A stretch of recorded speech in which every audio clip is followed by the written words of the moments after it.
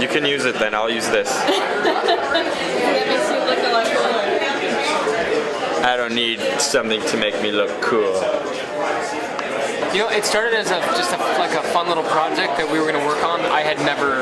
We didn't know each other when we started. And then it quickly, radically transformed into something else that actually became a short film, because we weren't planning on doing a short film. It was just going to be just a fun, goofy little project that we were going to throw online somewhere. And then it morphed. Were there any surprises? Yes, there were a lot of surprises. His whole being was all of a sudden a big surprise. My whole what? Your being, your existence. Me and my existence. Yes. Yeah. Well, so I was an accident?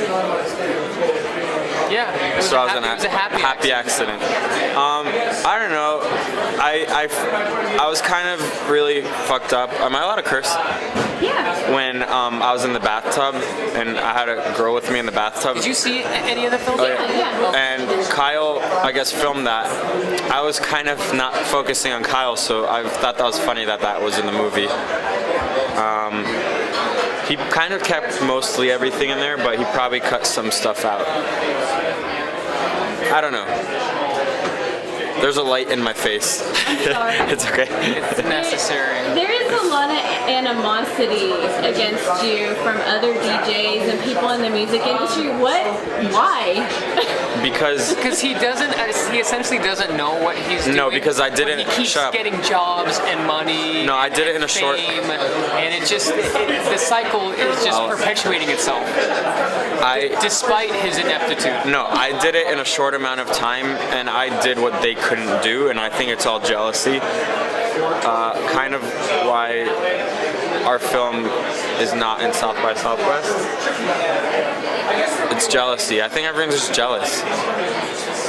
Well, you know, I know a lot of people like that who just decide, hey, I want to become an actor, or I want to do this or that. And there are those people. And they don't have like the theater training or the experience, but they go on to do extraordinary things. Exactly. I mean, what do you think? I think it's because we're not. Oh, sorry to cut you off. No, go ahead. I think it's because we're not desperate. I think that like they're people that like it's their lifelong goal of doing whatever it is that they're doing, whether it's acting or whatever. Like that they were put on this earth to be an actor or something. I think those are the people that don't make it at the end of the day. I think that they reek of just being desperate. They reek of desperation. Yeah, that.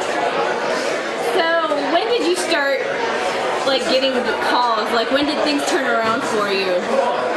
In what sense? Like when did you start noticing that, hey, people actually like what I'm doing?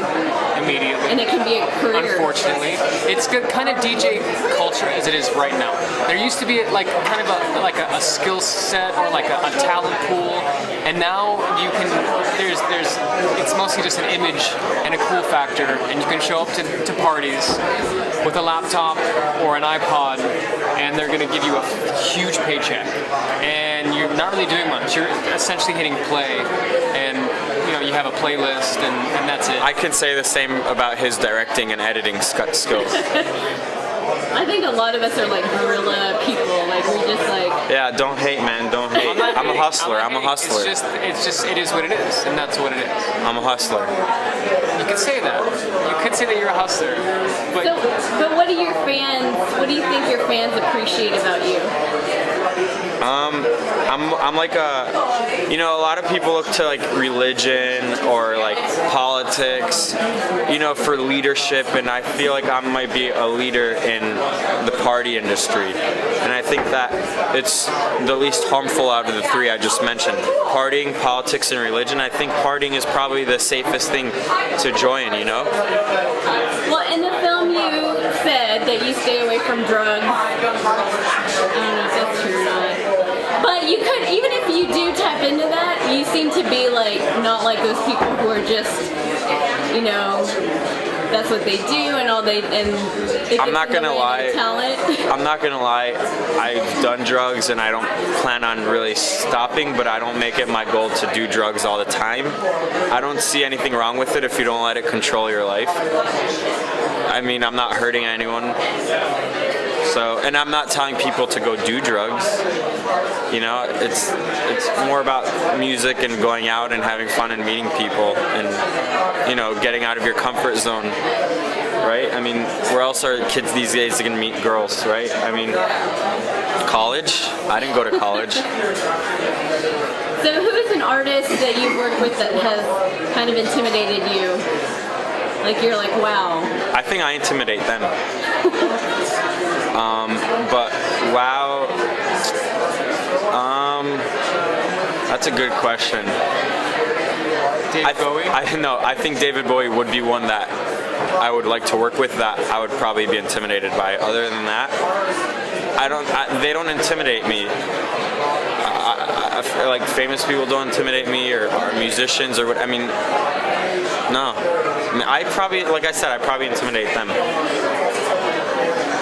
So growing up, what kind of music did you like when you were a young lad? I mean, like what did your parents listen to that influenced you?